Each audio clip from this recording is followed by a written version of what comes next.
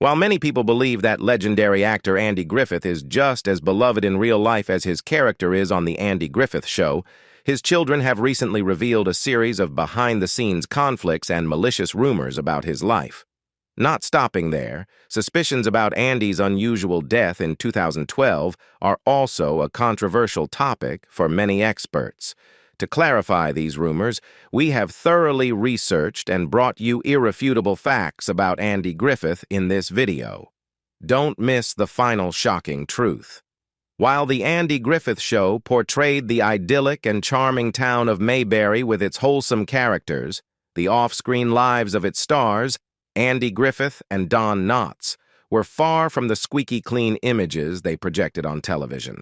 From 1960 to 1968, the show was a beloved staple of American television, but beneath the surface, dark secrets and off-camera antics tainted the cast's reputation. Andy Griffith, who played the role of Sheriff Andy Taylor, and Don Knotts, who portrayed the bumbling Deputy Barney Fife, were the quintessential country bumpkins maintaining law and order in Mayberry. However, the reality was quite different. Reports suggest that both Griffith and Knotts were involved in off-screen activities that contradicted their wholesome on-screen personas. One aspect that shocked fans was the revelation of the stars' boozing habits. Despite playing characters who upheld the law, Griffith and Knotts allegedly indulged in heavy drinking behind the scenes. The contrast between their on-screen sobriety and off-screen excesses added a layer of hypocrisy to their public images. Cheating also allegedly marred the private lives of these iconic actors. While The Andy Griffith Show depicted the characters' moral values, Griffith and Knotts were rumored to engage in extramarital affairs, straying far from the wholesome relationships their characters showcased on television. The irony of their real-life actions compared to the moral lessons of the show left fans disheartened. One particularly disturbing revelation was the reported cruelty towards Frances Bavier, who played the role of Aunt Bee on the show. Despite portraying the sweet and kindly spinster, Bavier allegedly faced mistreatment from Griffith and Knotts off-camera. The disparity between the warm relationships depicted on the show and the reported mistreatment of a cast member added a layer of darkness to the behind-the-scenes dynamics. Despite his portrayal of the good-hearted and folksy Sheriff Andy Taylor on The Andy Griffith Show, Andy Griffith's off-screen persona painted a starkly different picture. Griffith had a reputation as a mean drunk, and his behavior had some of his co-stars living in fear.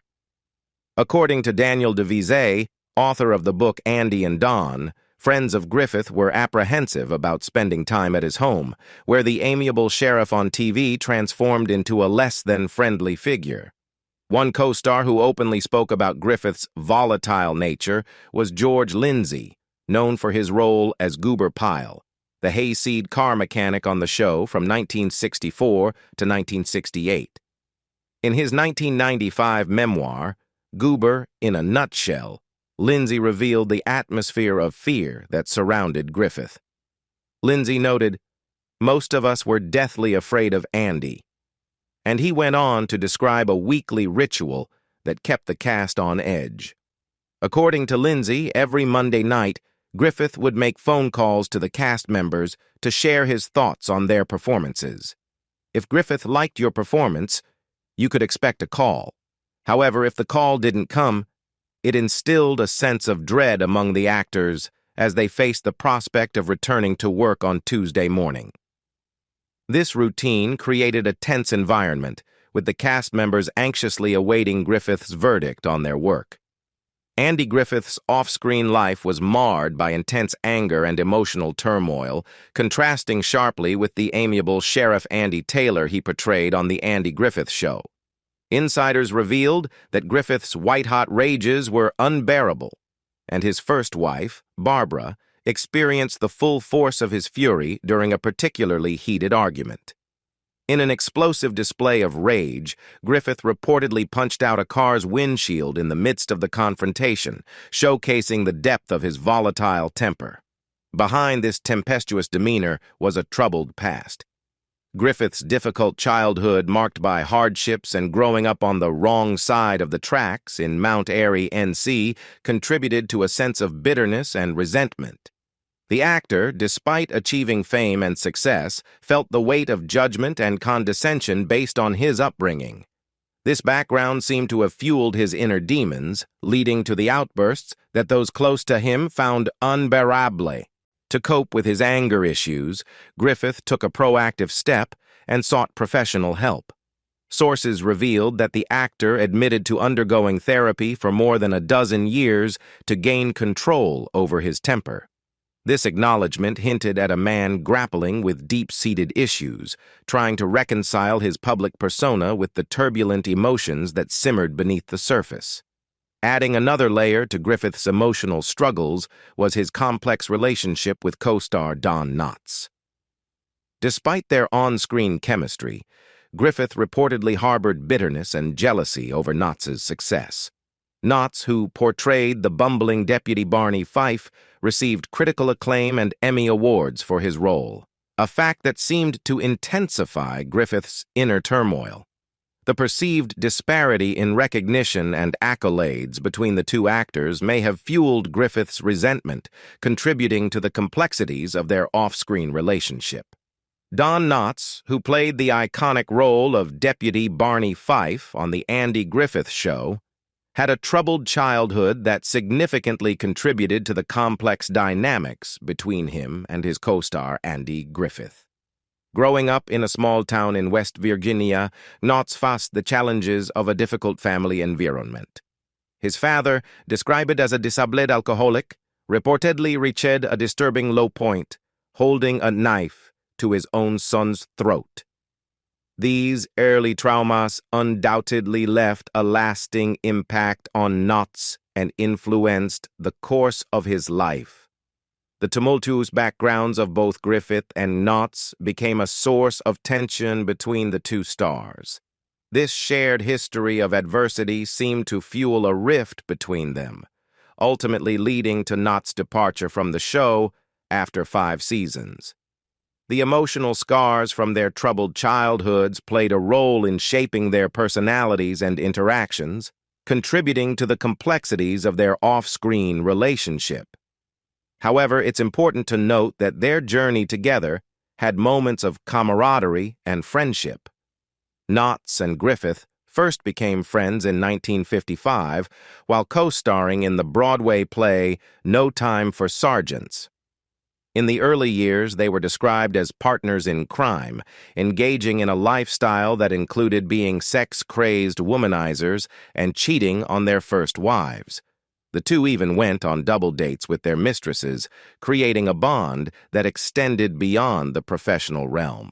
During the production of The Andy Griffith Show, Griffith reportedly played practical jokes on Knotts, showcasing a lighthearted side to their relationship.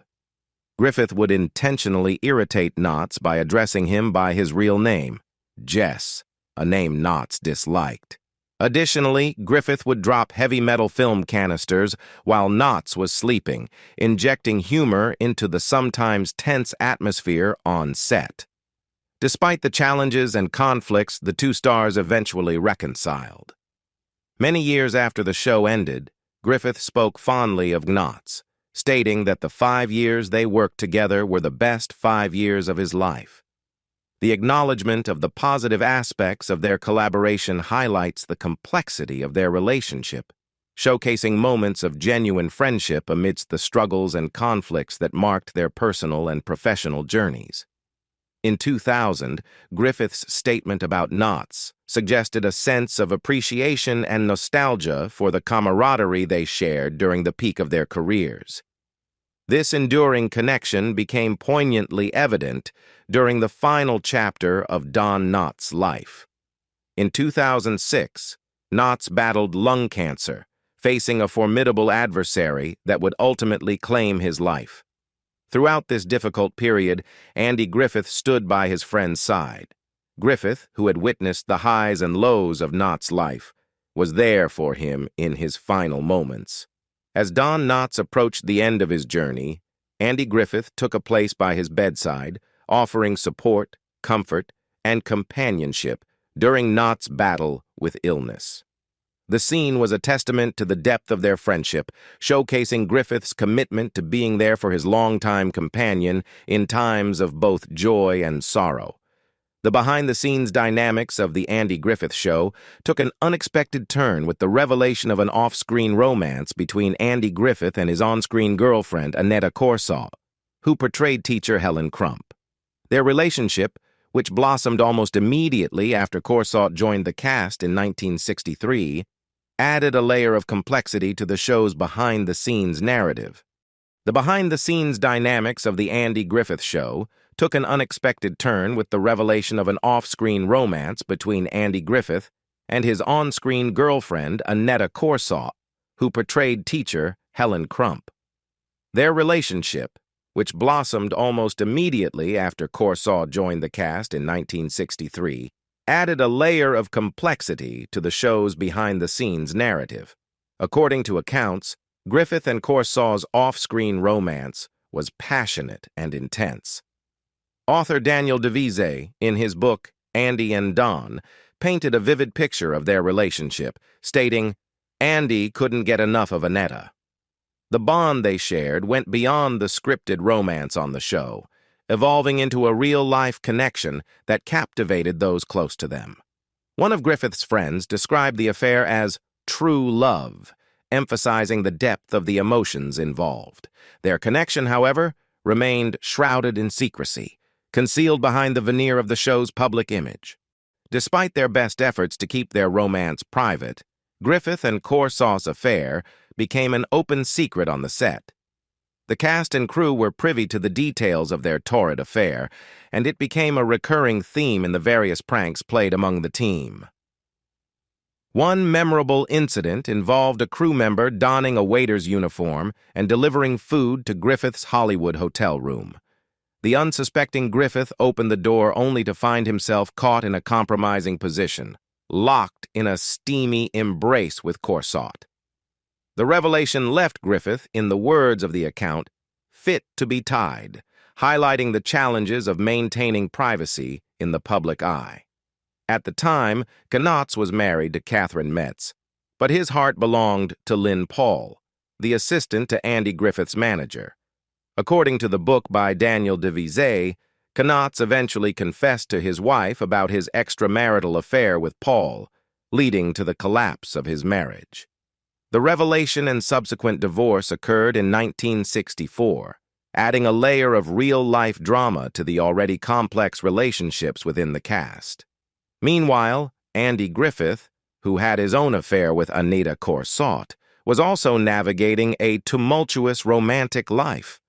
Griffith's marriage to his first wife, Barbara, whom he had wed in 1949, ended in 1972. However, the demise of their marriage was not without its share of secrets. Griffith had hidden his affair with Corsaw from Barbara, creating a parallel narrative of infidelity off-screen. Griffith's romantic escapades extended beyond his affair with Corsaw. The actor was reported to have engaged in relationships with several other women, including actress Joanna Moore. Moore, who appeared in 4 episodes of The Andy Griffith Show, later gained fame as the wife of love story heartthrob Ryan O'Neal and the mother of their daughter, Tatum O'Neal. The later years of Andy Griffith's life were marked by his marriage to his third wife, Cindy Knight, at the time of his passing at the age of 86. However, the circumstances surrounding Griffith's death took an unusual turn. For reasons shrouded in mystery, Griffith's body was reportedly buried a mere 5 hours after his demise, adding an enigmatic element to the conclusion of the actor's life. Frances Bavier, who portrayed the beloved Aunt Bee on The Andy Griffith Show, faced her own set of challenges in the years following the end of the series. Despite the warmth and camaraderie depicted on screen, Bavier reportedly incurred Griffith's wrath during the later years of her life. In the time leading up to her death at the age of 86 in 1989, Bavier experienced heartbreak as she felt abandoned by Griffith, whom she had considered a dear friend. A close associate noted that Bavier harbored bitter disappointment as Griffith seemed to forget about their friendship once the show concluded. Behind the scenes, Bavier's relationship with the adult cast members was strained. Despite her matronly on-screen persona, Bavier reportedly lacked a sense of humor on set, and the adults on the show found it challenging to be around her. However, she maintained a positive relationship with Ron Howard, who played Griffith's son Opie on the show. Adding an intriguing twist to the narrative, it's rumored that Bavier reached out to Griffith before her death. In this alleged phone call, she apologized for being difficult during their time working together on The Andy Griffith Show. This act of reconciliation hinted at a desire for closure and a reflection on the dynamics that had played out behind the scenes. According to reports, she held strong opinions about her fellow cast members' professionalism and work ethic. Bavier believed that many of her colleagues did not take their roles as seriously as they should, and she wasn't shy about expressing her views, which often clashed with the easygoing atmosphere that Andy Griffith sought to maintain on the set. Bavier's assertiveness and straightforwardness made her a divisive figure among the cast. Some of her co-stars, including Andy Griffith, were reportedly irked by her outspoken nature. Bavier's intolerance for profanity on set added another layer of tension, and her castmates felt the need to tread carefully around her to avoid conflict. George Lindsay, who played Goober Pyle, once experienced the brunt of Bavier's displeasure when he let loose a string of curses. In response, she reportedly struck him with her umbrella, highlighting the challenges of maintaining harmony behind the scenes. On the other hand, Ron Howard, who started playing Opie Taylor on the show at the tender age of 6, had a vastly different experience. Despite Bavier's reputed attitude, Howard recalled his time on The Andy Griffith Show as a wonderful and warm experience, akin to living in the fictional town of Mayberry. Howard credited Andy Griffith for teaching him valuable lessons about the spirit of collaboration, emphasizing that hard work and fun could coexist harmoniously. The actor-director pointed out the equilibrium, work ethic, and joy that defined the show's environment, shaping his perspective on both work and life. When Andy Griffith died in 2012, his cause of death seemed pretty cut and dry. But years later, one expert wondered if something toxic was a detriment to his overall health. Andy Griffith's passing on July 3, 2012, at the age of 86, was initially attributed to a heart attack, according to the Associated Press.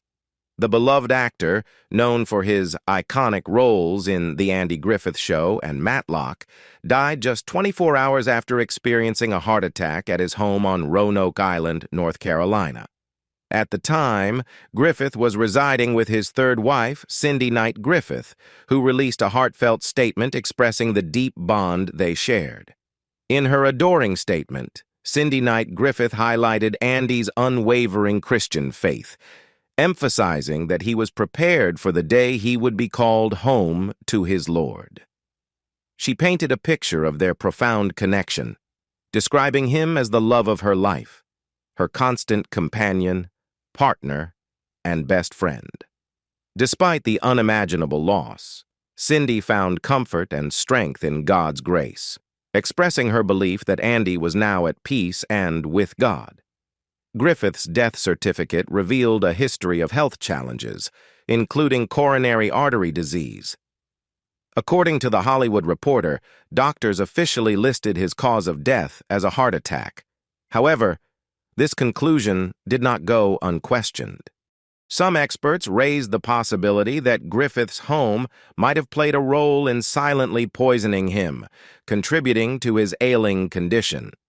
The suggestion of environmental factors or toxic elements in Griffith's living space added an intriguing dimension to the discussion surrounding his death. Speculation about the potential influence of external factors sparked further interest in understanding the circumstances that might have impacted the actor's health in the later years of his life. The circumstances surrounding Andy Griffith's former residence added a layer of complexity to discussions about his health and eventual passing. an expert for autopsy, the last hours of Andy Griffith, raised concerns about the possibility of toxic substances, particularly asbestos, in the Matlock Star's former home. Cindy Knight. Griffith, Andy's third wife, received permission from Dare County, North Carolina, to demolish the house where Griffith had lived with his first wife. The decision to tear down the residence stirred mixed reactions, with some individuals who knew Griffith expressing disagreement, as the actor had purportedly hoped the house would become a museum dedicated to his legacy. However, an alternative perspective emerged, suggesting that Cindy Knight Griffith opted to raze the house due to the presence of asbestos, a potentially poisonous substance. Dr. Michael Hunter, an expert featured on the Reelza series Autopsy: The Last Hours of, highlighted the dangers of asbestos, describing it as a silent killer capable of lying dormant for many years. Asbestos exposure has been linked to serious health risks, particularly respiratory issues and various forms of cancer, including mesothelioma. Dr. Hunter's comments raised questions about whether Griffith's health could have been impacted by the potential presence of asbestos in his former residence. It's important to note that, at the time of these discussions, suggestions that Griffith died due to asbestos exposure remained unproven. The speculation surrounding toxic elements in Griffith's living environment added an intriguing yet uncertain element to the ongoing exploration of his health decline. The circumstances surrounding Andy Griffith's burial added an unusual and somewhat mysterious element to the aftermath of his passing.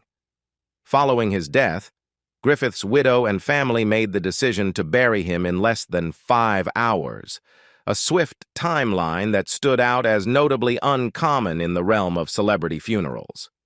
Griffith's final resting place was a family cemetery on private property, chosen for its privacy and intimacy. The decision to have a private burial with little ceremony, at least in the eyes of the actor's numerous fans, marked a departure from the more elaborate and public farewells often associated with beloved public figures. The immediacy of Griffith's burial caught the attention of experts in the field.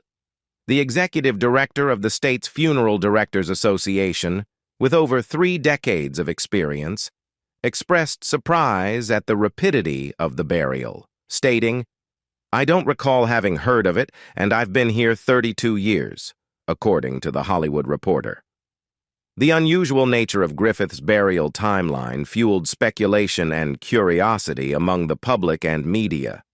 The decision to forego a more traditional approach to funeral arrangements left some questioning the motivations behind the swift and private interment. While the actor's family may have prioritized privacy and a more subdued farewell, the choice to bury him so quickly added a layer of mystery to the conclusion of Griffith's life. What do you think about the rumors surrounding Andy Griffith's life, career, and unusual death? Leave us your comments in the section below. We hope you have found this helpful video. Don't forget to leave a like, share, and subscribe to the channel if you like it.